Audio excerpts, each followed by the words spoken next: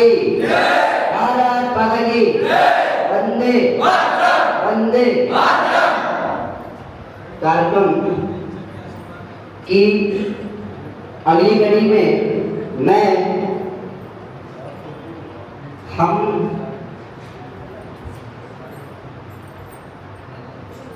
आज के कार्यक्रम के अध्यक्ष एवं हम सभी के परम पूज्य गुरुदेव डॉक्टर श्री मदन गोपाल दास जी महाराज जी से चाहूँगा कि हम सभी को अपना आशीर्वचन प्रदान करने का कष्ट करें।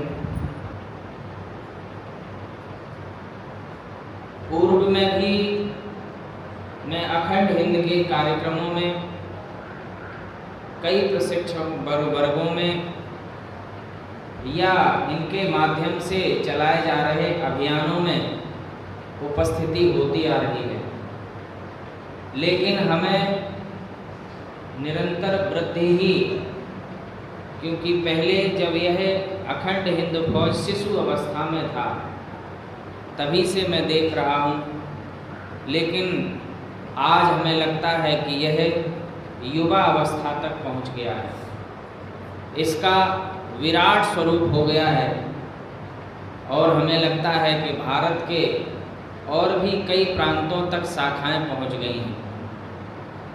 पहले मुख्यतः उत्तर प्रदेश में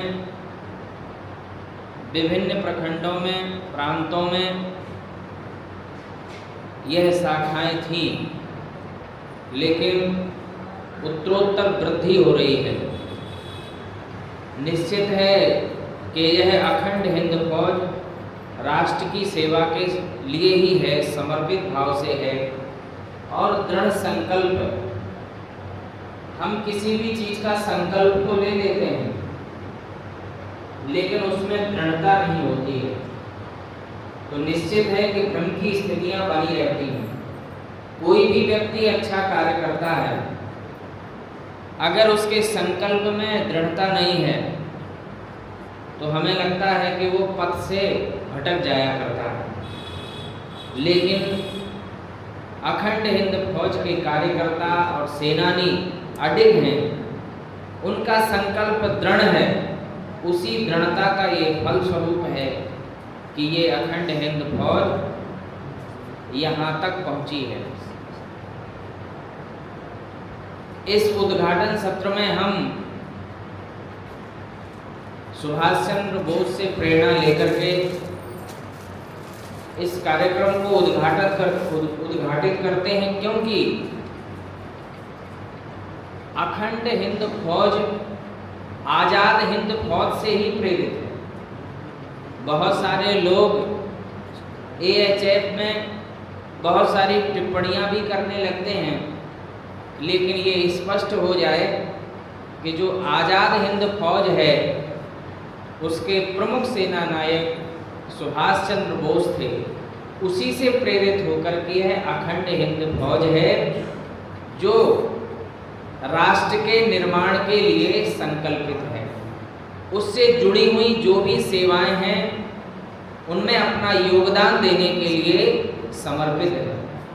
समाज में कोई भी अच्छा कार्य होता है, चाहे वो कोरोना काल की सेवा हो, चाहे वो चित्रकूट का अमावस्या मेला हो, चाहे प्रयाग का महाकुंभ का मेला हो, चाहे अयोध्या में राम मंदिर की प्राण प्रतिष्ठा का आयोजन हो, चाहे वार्षिक संगोष्ठी का आयोजन हो, और चाहे वो हमारे आसपास के क्षेत्र में कोई यज्ञ अनुष्ठान होता है, कोई बड़ा सामाजिक कुंभ होता है,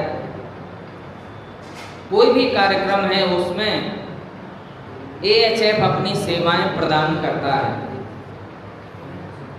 हमें लगता है कि इसमें जो भी बच्चे आकर के कुछ दिन के लिए ही आते हैं, जो प्रशिक्षित होते हैं, उनको राष्ट्र के प्रति इतना कूट कूट करके दृढ़ संकल्पित कर दिया जाता है कि हमें लगता है कि भ्रम की कोई गुंजाइश नहीं रहती। और उसी संकल्पना के साथ कि वेदांत हमारा स्वाभिमान शिष्टता हमारी सीता है, हर रोज हमारा रामायण, हर श्वास हमारी गीता है। जब हम शांत हृदय में रहती है तो हम रहते हैं केवल भारत, लेकिन जब प्रलय युद्ध छिड़ जाता है तो हो जाते हम ही महाभारत। चाहे शांति के क्षेत्र में हमें योगदान देना पड़े तब भी हम अड़े हैं, और क्रांति के क्षेत्र में अगर हमें योगदान देना पड़े तो उसके लिए प्राण तक निछावर है। हम उसके रूप में, महाभारत के रूप में खड़े हैं। अगर कोई भी अंतरराष्ट्रीय कोई भी चैलेंज आता है, निकट सीमावर्ती कोई भी देश हमारे देश के ऊपर आंख उठा करके देखते हैं तो निश्चित है कि मेरा अगर तिनके के रूप में भी सहयोग है तो हम सबसे आगे खड़े दिखाई दें। आज भारत हमारा गौरवशाली, वैभवशाली, संपन्नशाली, शक्तिशाली है, समृद्धशाली है, और भी आगे बहुत सारी चुनौतियां आने वाली हैं। एक ओर पाकिस्तान तो है ही, दूसरी ओर चाइना है और बांग्लादेश, जहां पर अपने हिंदुस्तानी रह रहे थे, लेकिन वर्तमान में वहां पर ऐसी विभीषिका आई, ऐसा संकट आया कि निश्चित है कि आए दिन हमें समाचार मिलता रहता है कि इतना हिंदुस्तानियों के ऊपर कुठाराघात हुआ। और विशेष रूप से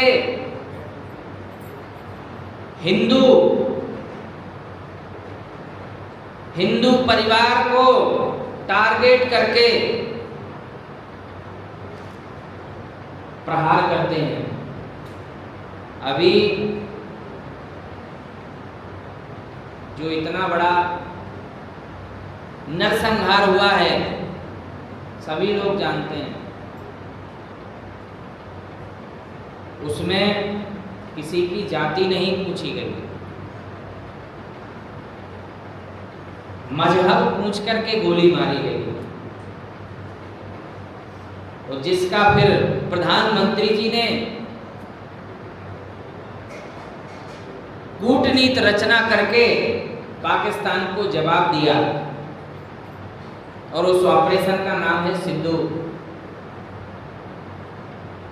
लेकिन आज हम जो वर्गवाद में, जातिवाद में बट जाते हैं, हमें निश्चित है कि राष्ट्रवाद सदैव स्मरण रखना होगा, क्योंकि जो अपनी प्राचीन परंपरा है, जो अपनी संस्कृति है, वो हिंदू सनातन है। जो भी अपना भारत का गौरव का गान है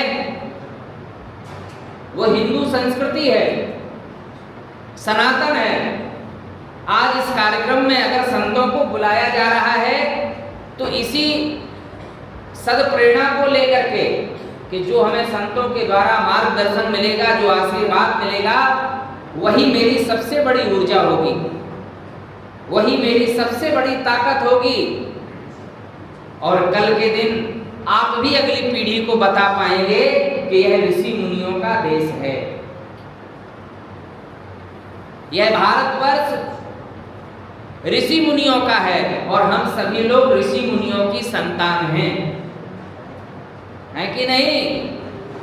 हम इतने लोग यहाँ पर उपस्थित हैं, हम सभी ऋषि मुनियों की संतान हैं कि नहीं? हाँ, इसीलिए हम सभी लोग केवल एक ही मूल मंत्र लेकर के चल रहे हैं, दृढ़ संकल्प के साथ कि मेरे भारत माता की जय हो, मेरे इस हिंद की, हिंदुस्तान की जय हो। इसीलिए हम जय हिंद कहते हैं, हिंद की जय हो, जय हो, जय हिंद, जय हिंद, भारत माता की जय हो। निश्चित है कि वर्तमान में प्रधानमंत्री जी ने जो कूटनीति रची गई थी वह यही रची गई थी कि हमको पीओके लेना है। पूरी योजना बनी और वो लेकर के रहेंगे। पाकिस्तान के 2 टुकड़े करने हैं, बलूचिस्तान को इसीलिए तैयार किया जा रहा है। हमारी सीमा प्राचीन अखंड भारत की क्या है? अफगानिस्तान तक है। कहां तक है भारतवर्ष की सीमा? इसीलिए ना अखंड हिंद फौज है कि मेरा सपना क्या है कि भारत अखंड हो। यही है कि नहीं? हम कहेंगे भारत, आप लोग कहेंगे अखंड हो। भारत अखंड हो, भारत अखंड हो। यही अखंड फौज की, अखंड हिंद फौज की परिकल्पना है। तो निश्चित है अपनी सीमाएं प्राचीन अफगान तक हैं, अपनी सीमाएं भूटान तक है, चीन तिब्बत भूटान तक हैं। लेकिन मेरा भारत कितने टुकड़ों में खंड खंड होता जा रहा है। अरे हमारा हिंदू राष्ट्र था, नेपाल अभी कुछ दिन पहले ही था, लेकिन वो भी अब हिंदू राष्ट्र नहीं है। वहां पर भी दूसरी मांगें उठ रही हैं।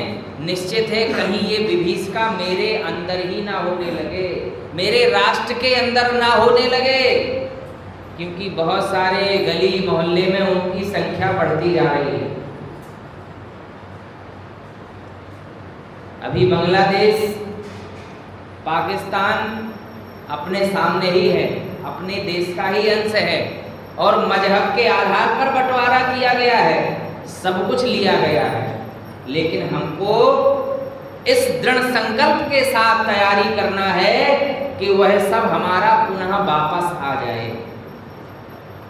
कहीं ऐसी विभीषिका, ऐसा दुर्दिन हमको ना देखना पड़े, हम हाथ पर हाथ बैठे ना रहें, हाथ पर हाथ धर के आलसी प्रमादी ना हो जाए कि कल के दिन मेरे अंदर ही बगावत चालू हो जाए और हम सारे लोग कुछ ना कर पाए, क्योंकि उनकी लगातार जनसंख्या भी बढ़ रही है। लगातार जनसंख्या बढ़ रही है, अंदर अंदर उनके अंदर कट्टरवादिता फैलाई जा रही है और उनके इंटरनेशनल संबंध हैं। जो अरब कंट्री हैं, अभी ये विमान गिरा है गुजरात में, उसमें क्या लग रहा है? षड्यंत्र नहीं हो सकता है? बिल्कुल हो सकता है। टर्की का संबंध लग रहा है, क्योंकि जो टेक्नोलॉजी बढ़ती जा रही है वो कहीं ना कहीं घातक भी है। मेरे हाथ में अगर मोबाइल है, मोबाइल व्यक्ति को मानव बम भी बना सकता है, और मोबाइल अगर अच्छा आप प्रयोग करेंगे तो निश्चित है आपको एक अच्छा विचारवान भी बना सकता है, जो आप समाज का नेतृत्व कर सकते हैं। तो मोबाइल जो आपके अगर हाथ में पहुंचा तो ये सबसे बड़ा प्रदूषण है, जो वैचारिक प्रदूषण फैलाता है, हमारे उद्देश्यों से भटकाता है, हमारे लक्ष्य की प्राप्ति में बाधक है। तो हमें निश्चित है उससे दूरियां बनानी पड़ेंगी, हमें उसको समय नहीं देना है। ठीक है, सूचना प्राप्त होगी, आवश्यक है, हम बात करेंगे, बात करने का संसाधन हो सकता है, लेकिन मोबाइल को ही हम सब कुछ मान लेते हैं। मोबाइल को हम ये भी कहने लगते हैं माता पिता से कि नहीं, इससे हम पढ़ाई कर रहे हैं। नहीं नहीं, वो तो समुद्र है, आप भ्रमित हो जाएंगे, लक्ष्य से भटक सकते हैं। कौन सी हमको पढ़ाई करना है, लक्ष्य का निर्धारण करना है, इसको तय करिए। आप अपनी किताबों से दूर मत होइए, अपने लेखन पद्धति से दूर मत होइए।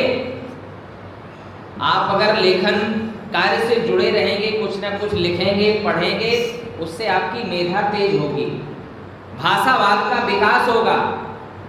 नहीं तो आप लिखना पढ़ना भी भूल जाएंगे, मोबाइल में सब कुछ आता है यही कहेंगे। हर चीज़ में आप कोई पूछेगा तो आप सीधा गूगल सर्च करते हैं, तो आपकी ये मेमोरी कमज़ोर हो जाएगी, आपको कुछ याद ही नहीं करना है, ये ध्यान में रहेगा मोबाइल में सब कुछ है। अरे मोबाइल हम ही ने तो बनाया है, वो तो स्टोरेज है, मेमोरी है। आपकी मेमोरी कमज़ोर क्यों हो रही है? आपका ध्यान भ्रमित है, भटका हुआ है। इसीलिए मेरी हाथ जोड़ करके प्रार्थना है कि हमें इससे दूर रहना है। जो हमारे सामने अंतर्राष्ट्रीय बहुत सारी चेतावनियां हैं, उनके बारे में चिंतन मनन करना है और सतत इसके लिए प्रयत्नशील है। अखंड हिंद फौज जो आपको हर प्रकार से प्रशिक्षित करेगा, आपको मजबूत करेगा और भरपूर तेजस्वी बनाएगा, शक्तिशाली बनाएगा। और जब आप एक और कदम बढ़ाएंगे कि हमें राष्ट्र के लिए समर्पित रहना है, राष्ट्र के लिए कुछ करना है, तो निश्चित है हमें तो ये लगता है कि भारत को अखंड होने में देर नहीं लगेगी। और हमने इसी तरह समय अगर व्यतीत कर दिया तो भारत तो खंड खंड है ही और आगे और ना हो जाएगा। इसीलिए हम सभी लोग हमेशा जागृत अवस्था में रहें, अखंड हिंद फौज से जुड़े रहें और आगामी जो भी योजना बनेगी, जो भी कार्यक्रम होंगे, ये दास कार्यक्रमों में उपस्थित होगा और जहाँ जैसा सहयोग सेवा वो समर्पित रहेगी। जय श्री सीता।